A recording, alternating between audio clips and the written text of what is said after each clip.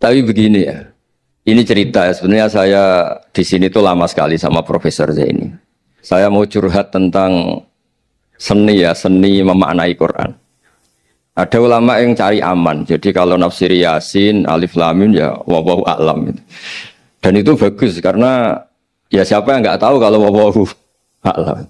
Ada yang nekat itu nebak-nebak. A itu apa, lam itu apa, mim itu apa. Ini ya tepak-tepakan, bisa dianggap klenik, bisa dianggap dukun.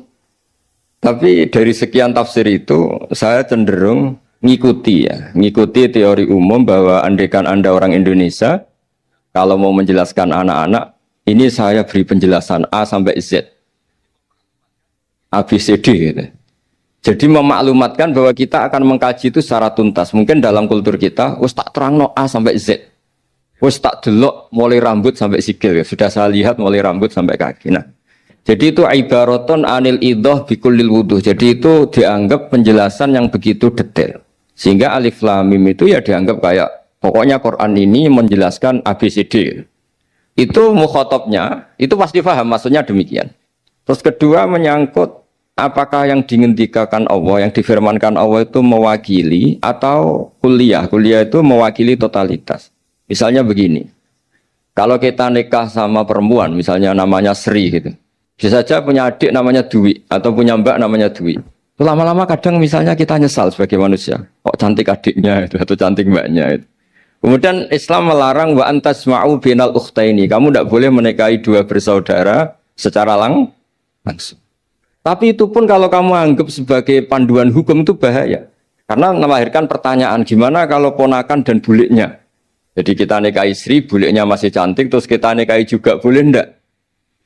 Sebab itu zaman Rasulullah SAW ketika baca ayat wa antasma'u binal ukhtan, zaman itu Nabi menambahkan, juga kamu enggak boleh nikahi perempuan plus buliknya. Sehingga wa antasma'u binal ukhtan itu dianggap ibaratun an hurmatil jam'i bainal mahromen, itu dianggap pelarangan menikahi dua perempuan yang ada unsur apa? Mahram. Lalu pertanyaannya, kenapa Allah hanya menyebut dua saudara? Karena yang potensi masih sama-sama cantik ini dua saudara. Jadi Allah tidak perlu melarang wa antasma'u bainal mar'ati wa jaddatiha. Karena kalau itu kan orang-orang agak-agak waras kan kira-kira gitu, masa tertarik cucunya karena umur 17 juga tertarik mbahnya yang 80 tahun, kira-kira ndak usah dilarang juga nggak kepikiran kan gitu. Tapi kalau saudara kan kepikiran. Makanya banyak kalau mbaknya mati, wong Jawa itu ngeduni, mbaknya meninggal terus nikah adiknya. Kadang adiknya meninggal juga nikah adiknya lagi. Itu kalau orang tuanya masih nekat bisa habis anaknya. Saya pernah punya teman tuh mbaknya dinikahi mati, nikahi lagi adiknya mati. Lu adik ketiga mau dinikahkan lagi. Saya tantang itu habis anak kamu kalau gitu.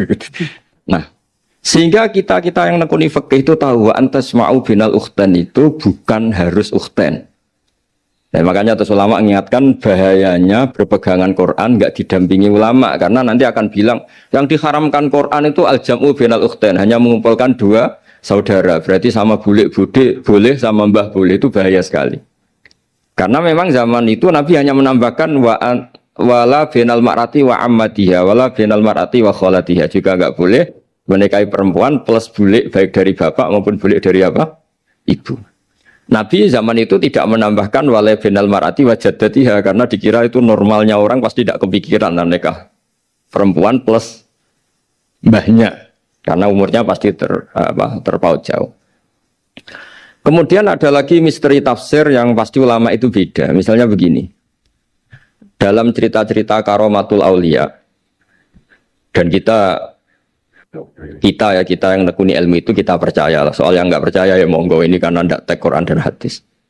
Ketika seorang Nabi Muhammad SAW di alam arwah, karena di hadis Mi'raj Nabi juga sering ketemu para nabi, di antaranya ketemu Nabi Musa, ketemu beberapa nabi. Itu hadisnya sahih bahwa Nabi sering ketemu para nabi di alam arwah.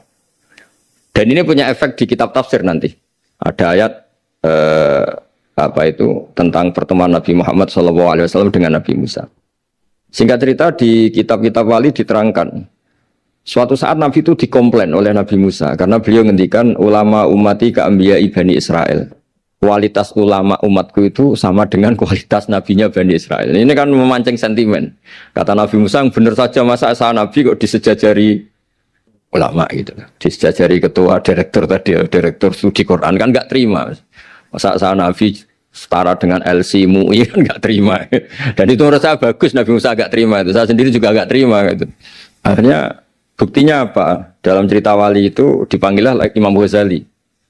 Di cerita wali itu kata Imam Ghazali, nama kamu siapa? Ana Muhammad bin Muhammad Al-Ghazali At-Tusi Asy-Syafi'i. Jawabnya panjang sekali.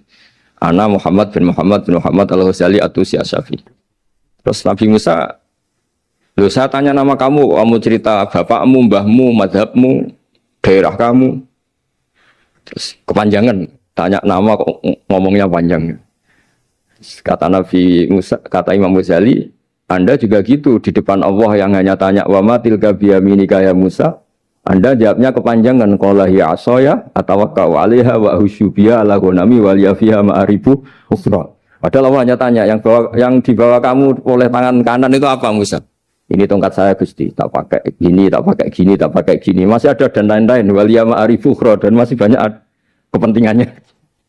Akhirnya Musa itu sadar. Ini di depan Allah yang maha tahu. Itu aja engkau beri penjelasan berlebih. Apalagi saya depan jenengan. Singkat cerita, di cerita itu Nabi Musa, ya betul, umat kamu memang pinter-pinter. Gitu. Pokoknya dia ngakui, beliau ngakui.